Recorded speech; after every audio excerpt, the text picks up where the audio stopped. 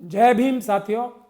पिछले कई दिनों से सोशल मीडिया के ज़रिए और दूसरी प्रेस के ज़रिए हम अपनी बहन रानी नागर, जो कि आईएएस ऑफिसर हैं हरियाणा सरकार में, उनकी प्रताड़ना के बारे में पढ़ रहे हैं।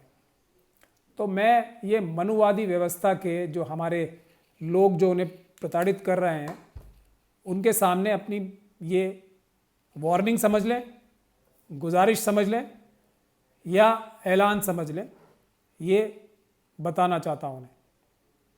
पहली बात तो ये कि कोई भी हमारी भाई या बहन जो मनुवादी व्यवस्था और मानसिकता को बिलोंग नहीं करता या करती, वो किसी भी मनुवादी व्यवस्था के या मनुवादी मानसिकता के अफसर या किसी दूसरे भी डिपार्टमेंट में काम करता है या बिजनेस में काम करता है, तो उससे कम से कम 10 गुना ज़्यादा होशियार, समझदार, मेहनती और एफिशिएंट होता है।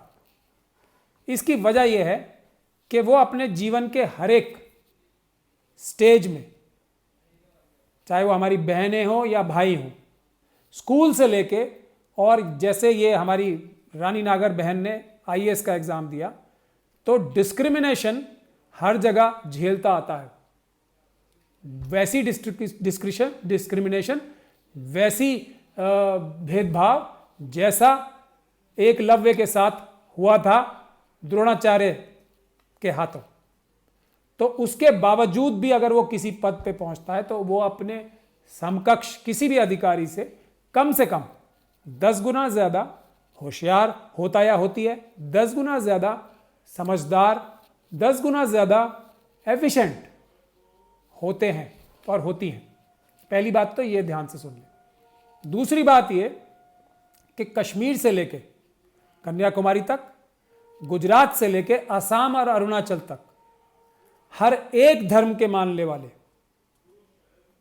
हम गुर्जर समाज के लोग हैं। बहुत अच्छी तरीके से इस बात को सुन लें। तो हर एक धर्म के मानने वाला गुर्जर समुदाय का हर एक शख्स हमारी बहन रानी नागर के साथ खड़ा और खड़ी है पूरे देश में।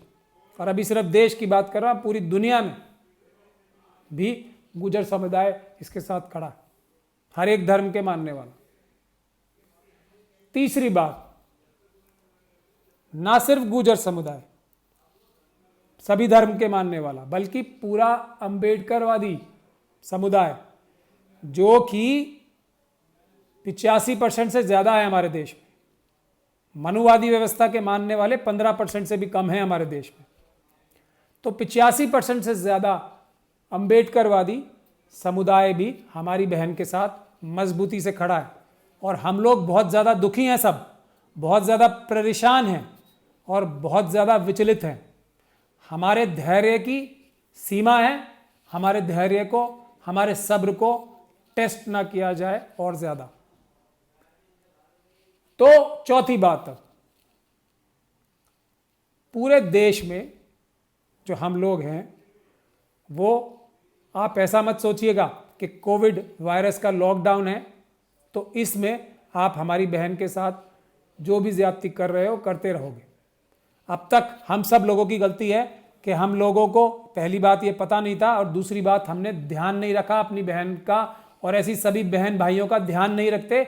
ये हमारी कमी है, इस बात को मानते हैं, मगर ये कमी हम दूर करने वाले हैं अपनी बहन के लिए। तो फौरन, तो हमें जब हमारी बहन की इज्जत की रक्षा करने के लिए, हमारी बहन की हर एक जो प्रताड़ना हुई है उसमें उसके रक्षा करने के लिए, एक भी भाई और एक भी बहन कोविड वायरस की गाइडलाइन की परवाह नहीं करेगा, कोविड वायरस की लॉकडाउन की परवाह नहीं करेगा।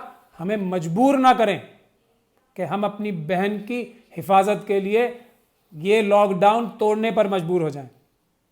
तो हमारी गुजारिश ये है सभी मनुवादी व्यवस्था के लोगों से कि हमारी बहन के साथ न्याय तुरंत से पहले हो जाए।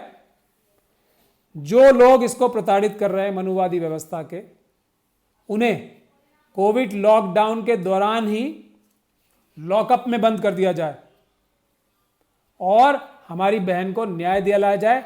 रिटर्न में जो हाईएस्ट ऑफिसर हैं आपके सरकार के, हरियाणा सरकार के, उसको लिखित में दें कि किस प्रकार से उसकी सुरक्षा और उसकी जो वो कार्य कर रही है उसमें उसको किस प्रकार से निष्पक्ष रूप से आज़ादी से काम करने की पूरी गारंटी मिलेगी। ये सरकार आपकी लिखित में उसको तुरंत कम्युनिकेट करे, नहीं तो हमें मजबूर हो जाना पड़ेगा डायरेक्ट एक्शन लेने के लिए। और हम अपनी बहन की हिफाजत के लिए कोविड लॉकडाउन की जो गाइडलाइन है अब तक जो हम बिल्कुल रिलीजियसली फॉलो कर रहे हैं, पूरी ताकत से फॉलो कर रहे हैं, उसको तोड़ने पे मजबूर ना हो जाएं।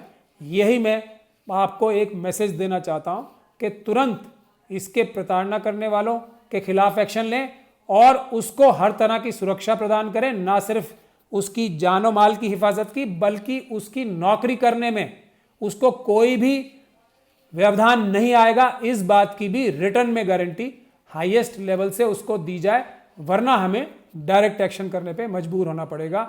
जय भीम, जय भारत।